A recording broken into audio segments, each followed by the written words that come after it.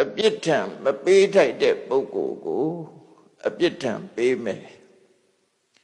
မပြစ်မှားထိုက်တဲ့ပုဂ္ဂိုလ်ကိုပြစ်မှားမယ်ဆိုရင်နဲ့ဖေးဆိုရန်ဆိုဒဏ်10မျိုးဟာသူ့ရဲ့ဘဝမှာကြာရောက်လာတတ်တယ်ပေါ့ဖြစ်ပေါ်လာတတ်တယ်ဆိုတော့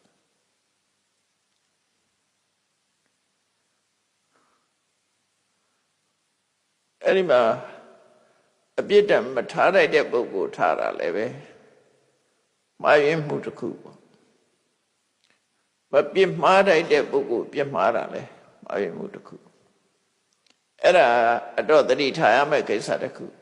ကိုကအပြစ်လို့ထင်မိမယ်လို့အပြစ်မဟုတ်တာတွေရှိတတ်တယ်ပေါ့နော်အဲ့တော့မျိုးသတိထားတဲ့နယ်ပေါ့မပြစ်မှားလိုက်တဲ့ပုဂ္ဂိုလ်တော့ပြစ်မှားတယ်အပြစ်ဒဏ်မပေးတဲ့ပုဂ္ဂိုလ်အပြစ်ဒဏ်သွားပေးတယ်ဆိုရင်အဲ့ဒီပုဂ္ဂိုလ်ဟာကံဆိုးမှုမောင်ကြပြီးတော့ကိုယ့်ရဲ့လောက်ရကသူ့ကိုပြန်ပြီးတော့ဒဏ်ခတ်တတ်တယ်ဒါကြောင့်မို့ဒဏ်10ပါးလို့ခေါ်တာပေါ့နော်ဒဏ်10ပါးအဲ့ဒါနဲ့ပတ်သက်ပြီးတော့မသားစရာလေးတွေရှိတယ်လောကမှာချီးမွမ်းတိုက်တဲ့ပုဂ္ဂိုလ်ရှိတယ်ကဲ့ရဲ့တိုက်တဲ့ပုဂ္ဂိုလ်ရှိတယ်အဲ့လိုချီးမွမ်းတိုက်တဲ့ပုဂ္ဂိုလ်ကိုချီးမွမ်းတာရဲ့ကဲ့ရဲ့တိုက်တဲ့ပုဂ္ဂိုလ်ကိုကဲ့ရဲ့တာရဲ့အမှန်ကန်ဆိုလို့ရှိရင်သူအပြစ်မဟုတ်အမှန်ကန်ပြောတာဆိုရင်တော့အပြစ်မဟုတ်ပြောတဲ့လို့ပြောတာဆိုရင်အပြစ်မဟုတ်ဘူးသို့တော့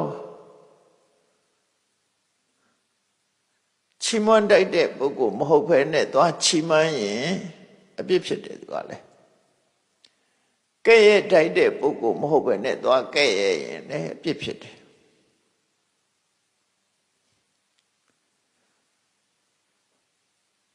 အမှန်မသိလို့ရှိရင်လွယ်မှားမှုတွေဖြစ်နိုင်တာပေါ့ဒါသတိထားရမယ်ဟာပေါ့နော်အဲ့တော့ချီးမွမ်းတာတိုင်းကောင်းသလားလို့ဆိုမကောင်းဘူးကဲ့ရဲ့တိုင်းကောင်းလားဆိုမကောင်းဘူးလို့ပြောကဲ့ရဲ့တိုက်တဲ့ပုဂ္ဂိုလ်မဟုတ်ဘဲနဲ့သွားကဲ့ရဲ့ရင်လည်းကိုမှအပြစ်ဖြစ်တယ်ချီးမွမ်းတိုင်းကောင်းသလားလို့ဆို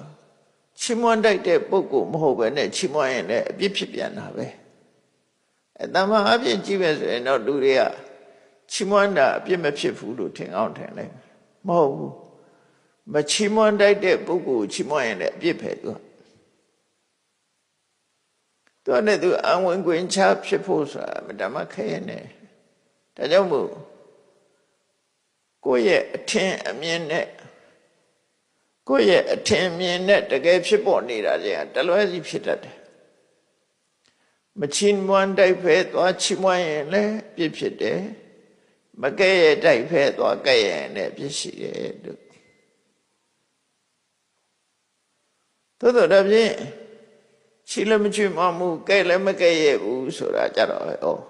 ကောင်းသလားလို့ဆိုတဲ့ခါကြတော့အဲ့ဒါလည်းကောင်းတယ်လို့မပြောဘူးပုဂ္ဂိုလ်၄မျိုးခွဲပြီးတော့ကြည့်အောင်ပောတတိယသုတ်ဆိုတာရှိတယ်ပောတလိယဆိုတာပရပိုက်တူရဲ့နာမည်ပဲအဲ့ဒါနဲ့ပတ်သက်ပြီးတော့မှတ်သားနာယူကြည့်တယ်ပေါ့ပုဂ္ဂိုလ်၄မျိုးနဲ့ပတ်သက်ပြီးပြောထားအဲ့ဒီသုတ်တံမှာမြတ်စွာဘုရားနဲ့အဲ့ဒီပရပိုက်နှစ်ဦးဆုံတွေ့တဲ့အခါမှာဒီအကြောင်းကိုပြောကြတယ်ပုဂ္ဂိုလ်တယောက်ဟာတဲ့ကဲ့တိုက်တဲ့ပုဂ္ဂိုလ်တော့ကဲ့တိုက်တဲ့ပုဂ္ဂိုလ်ကိုတော့ကဲ့ရဲ့ပြီးတော့ချီးမွမ်းတိုက်တဲ့ပုဂ္ဂိုလ်တော့မချီးမွမ်းဘူးဆိုတာကတယောက်နော်ကဲ့တိုက်တဲ့ပုဂ္ဂိုလ်ကြတော့ကဲ့ရတယ်ချီးမွမ်းတိုက်တဲ့ပုဂ္ဂိုလ်ကြတော့မချီးမွမ်းဘူးဒီပုဂ္ဂိုလ်တယောက်နော်နောက်ဒုတိယပုဂ္ဂိုလ်ကချီးမွမ်းတိုက်တဲ့ပုဂ္ဂိုလ်တော့ချီးမွမ်းတယ်ကဲ့တိုက်တဲ့ပုဂ္ဂိုလ်ကြမကဲ့ရပြန်ဘူးနောက်တတိယပုဂ္ဂိုလ်ကချီးမွမ်းတိုက်တဲ့ပုဂ္ဂိုလ်လည်းမချီးမွမ်းဘူးကဲ့တိုက်တဲ့ပုဂ္ဂိုလ်လည်းမကဲ့ရဘူး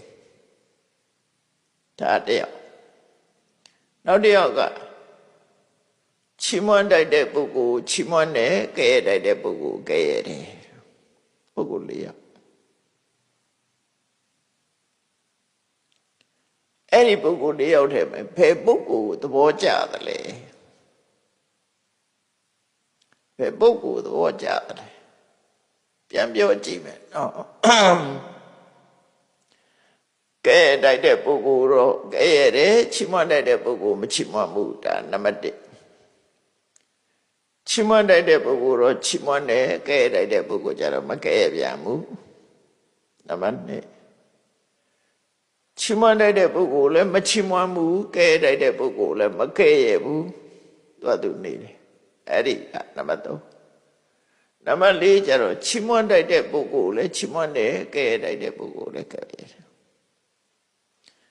အဲ့ဒီလူ၄မျိုးပုဂ္ဂိုလ်၄မျိုးဟာဘယ်ပုဂ္ဂိုလ်ရွေးမလဲဒီကိစ္စနဲ့ပတ်သက်ပြီးတော့ဆွေးနွေးဘယ်ဟာကောင်းလဲကိုကြိုက်ကိုရွေးချယ်အဲ့ဒီမှာပောတလိယပြပိုက်ကတော့သူကဘာပြောတော့ဖះဟိုရှောက်ရသော်ဗျာမေးတယ်မေးဘယ်ပုဂ္ဂိုလ်ကြိုက်တုံးဆိုတော့သူပြောတယ်ကဲတိုက်တဲ့ပုဂ္ဂိုလ်လည်းမကဲရဲ့ဘူးချီးမွမ်းတိုက်တဲ့ပုဂ္ဂိုလ်လည်းသူမချီးမွမ်းဘူးကိုယ့်ကိုအေးအေးဆေးဆေးလစ်လျူရှုနေတာကောင်းတယ်ဘယ်သူမှကြည့်မနေနဲ့မပြောနဲ့အဲ့ဒီပုဂ္ဂိုလ်ကောင်းတယ်လို့သူကဆုံးမနော်ကဲတိုက်တဲ့ပုဂ္ဂိုလ်လည်းမကဲရဲ့ဘူးချီးမွမ်းတိုက်တဲ့ပုဂ္ဂိုလ်လည်းမချီးမွမ်းဘူးဥပိ္ပခရှုနေတာအဲ့ဒါအကောင်းဆုံးလို့သူကြိုက်တဲ့ပုဂ္ဂိုလ်အဲ့ဒီပုဂ္ဂိုလ်ဘာလို့လဲဆိုသူကြောင်းပြတာတော့ဗါတော့လစ်လျူရှုတာကောင်းတယ်ပေါ့သူချီးမွမ်းတိုက်တာပဲဖြစ်ဖြစ်ကဲတိုက်တာပဲဖြစ်သွားလဲကဲလည်းမကဲရနဲ့ချီးမွမ်းလည်းမချီးမွမ်းနဲ့ကဲလည်းမကဲရနဲ့ချီလည်းမချီးမွမ်းနဲ့အဲ့ဒါကောင်းတယ်ဥပိ္ပခရှုတာကောင်းတယ်သူကအဲ့လိုဆိုတယ်အဲ့တော့မြတ်စွာဘုရားကတော့အရှင်ဘုရားကတော့ဘယ်သူကြိုက်တုံးဆိုမြတ်စွာဘုရားကမရှိတယ်ချီးမွမ်းတိုက်တဲ့ပုဂ္ဂိုလ်ကိုတင့်တော်တဲ့အချိန်ကာလချီးမွမ်းမှုအချိန်တန်ချီးမွမ်းတဲ့ကဲတိုက်တဲ့ပုဂ္ဂိုလ်ကလည်းပဲအချိန်ခါလိုက်ပြီးတော့ကဲတိုက်တယ်အဲ့တော့မြတ်စွာဘုရားကတော့ကတော့တဲ့ချီးမွမ်းတိုက်တဲ့ပုဂ္ဂိုလ်အချိန်အားလျော်စွာချီးမွမ်းရမယ်ကဲတိုက်တဲ့ပုဂ္ဂိုလ်လည်းအချိန်ခါအားလျော်စွာကဲရမယ်အဲ့ဒီပုဂ္ဂိုလ်မျိုးငါကြိုက်တယ်တဲ့ဘာဖြစ်လို့တော့ဆိုတော့အရာခသိမ်းမှာအချိန်ကာလကိုနားလဲတာအခွင့်အခါကိုနားလဲတာကောင်းတယ်တဲ့ဒါမြတ်စွာဘုရားရဲ့အဆုံးဖြတ်ချက်အဲ့တော့ပောတလိယပြပိုက်ကလည်းမြတ်စွာဘုရားရဲ့အဖြေကိုသူကလည်းသဘောကျပြီးတော့သူလည်းအဲ့ဒါကိုလက်ခံပါတယ်ရှောက်တယ်